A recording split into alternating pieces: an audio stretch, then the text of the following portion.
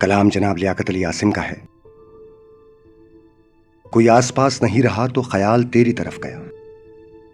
मुझे अपना हाथ भी छू गया तो ख्याल तेरी तरफ गया। कोई आके जैसे चला गया, कोई जाके जैसे गया नहीं। मुझे अपना घर कभी घर लगा तो ख्याल तेरी तरफ गया।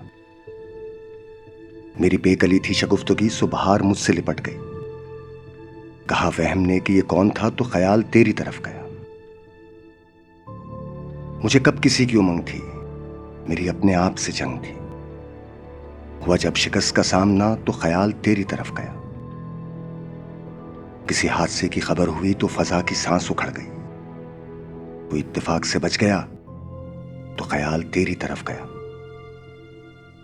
तेरे हिजर में खौर ख्वाब का कई दिन से है यही सिलसिला। कोई लुकमा हाथ से गिर पड़ा तो ख्याल तेरी तरफ गया।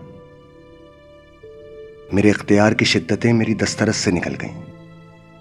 कभी तू भी सामने आ गया तो ख्याल तेरी तरफ गया।